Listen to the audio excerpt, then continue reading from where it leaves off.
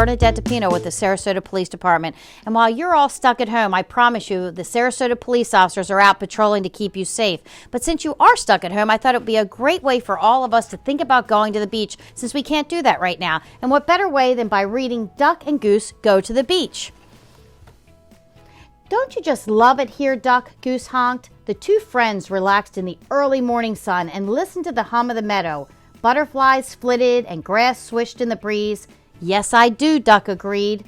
Let's never leave, said Goose. Suddenly, Duck jumped up. You just gave me the greatest idea, Goose, he quacked. Let's leave. Let's go away. A what? Goose honked. Away? Let's take a trip. Goose gulped. A trip? A trip sounds far away. I like close. We could go on an adventure, Duck said. An adventure? That sounds scary, Goose honked. Come on, Goose. A hike might be fun, Duck quacked. A hike? Said Goose. That sounds like a fine way to twist your ankle. Duck sighed. He gazed across the meadow toward a distant hill and began walking. Goose followed. I will walk, but I will not hike, he grumbled. Why would anyone want to leave this meadow? Goose wondered aloud. It has everything right here, like this stump, this hollow log, the gurgling stream, a ball, of course, the lily pond, and don't forget the shady thicket. Duck and Goose floated along a stream they'd never floated along before. They walked by a pile of stones they had never walked by before, and past the biggest tree they'd ever seen. They walked across fields and up and down hills. By the time Goose reached the top of the highest hill, Duck was already gazing off the distance. What's that? He quacked. Could it be the beach? Goose honked. Duck's tail twitched with excitement. I'm pretty sure I love the beach.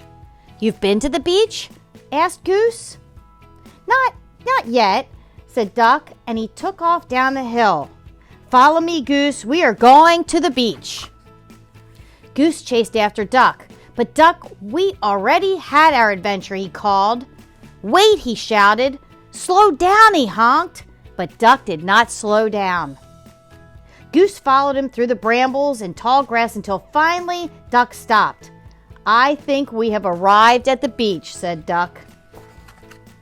Oh my, the beach is loud, yelled Duck over the sound of the waves. I can barely hear my own quack. Goose stared at the vast stretch of sky, sand, and sea. Isn't it magnificent, he said. Oh dear, the beach has so much water, quacked Duck. I feel tiny. Have you ever seen so much sand, honked Goose. It's getting in my feathers and it's too hot on my feet, said Duck. Let's go. Go swimming. Good idea, Duck, said Goose, and he raced to the water's edge. No, Goose, wait for me. Duck dipped his hot feet in the water. Goose, you know what these waves are? These waves are very fun. Is that what you were going to say, Duck? Honked Goose. No, not exactly. The two friends strolled along the beach. They met the locals. Some were friendly, others were not. Some were shy, others were not. Goose thought Duck might enjoy searching for sea creatures under the rocks and seaweed. He did not. Be careful, Goose. You don't know what's in there, Duck quacked. They built a drip castle, and they listened to the gentle roar of the ocean from deep within a seashell. It made Duck homesick. It sounds just like our gurgling stream, he quacked. Later in the day, when the sand had cooled and the waves had settled, Duck and Goose relaxed. It's like the smell of the beach, Goose said. Me too, Duck agreed, but not as much as the meadow. Well, there's no place like the meadow, honked Goose. That's very true, said Duck.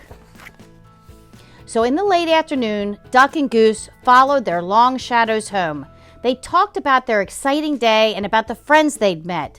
They talked about the hot sand and the cool water, the noisy crashing waves, and the quiet tidal pools.